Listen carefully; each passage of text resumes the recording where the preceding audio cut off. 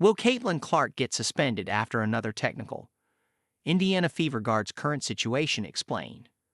While Caitlin Clark must have wanted to be in the company of Diana Taurasi, especially in the Olympics, this time when she got there it was frustrating for her. Clark committed a technical foul during a game against the Las Vegas Aces on Friday, which tied her with Taurasi for the second most fouls this season. While most players have gotten away with techs, for Clark, this has been a persistent issue throughout the season. Even in August, during a game against the Seattle Storm, Clark had hit the base of the hoop in frustration, and the officials awarded her with her fifth technical foul.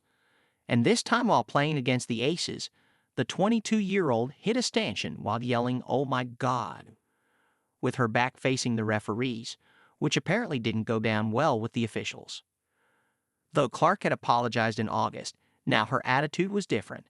She subtly pointed out that it was unfair to call the tech foul. "They're never going to overturn that," Clark stated while being disappointed that she had no chance of getting it overturned. Meanwhile, to pacify her mind, she admitted that it is one of the rules, I guess, of the game. So it's in the rule book. She ended her talk with the reporter on the sixth technical foul, reflecting, "It is what it is, but really?" This raised another important concern. Clark now has 6 technical fouls, and as per the WNBA rule, if she commits a 7th one, she will be suspended for 1 game. Certainly a problem for the Fever with the playoffs approaching. Indiana realized its dream of making it to the playoffs for the first time since 2016 with the first overall pick at the helm. After the Olympics break, a rejuvenated Clark smashed record after record while helping her team climb the playoffs ladder. Thus, Kelsey Mitchell, Lexi Hull, and Aaliyah Boston shown in the W as Clark would create opportunities for them whenever she'd use a jump scare against her opponents, who would rush to stop her. However, many fans opine that if she gets another technical foul, then she will be suspended from 1 game in the playoffs as well. Fortunately, that is not the case.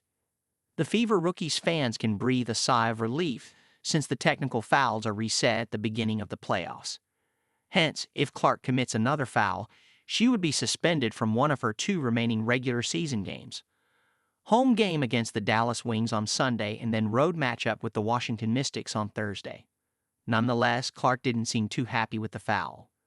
"It's crazy," Clark stated of the technical foul while acknowledging that she could have kept her emotions in check. Previously, too, she received a technical call for hitting the padding at the base of the hoop in irritation. The rule in the league's book is to save passionate players, like the Des Moines native, from hurting themselves. Perhaps now she will realize her mistake and make sure not to commit another one. But that doesn't mean she will be exempt from the fine. Caitlin Clark will have to pay the fine despite tech renewal. Every player has to pay a certain amount for each technical foul they commit. Athletes who have only 1 to 3 technical fouls have to pay $200 each. If the baller gets into 4 to 6 techs in regular season, they have to pay $400 each. The amount increases to $800 each for 7 or more technical fouls. Apart from the fines, a player is suspended for 1 game if they collect 7 technical fouls in a season. And if the player goes for more than 7 fouls, then for every second game, they are suspended again.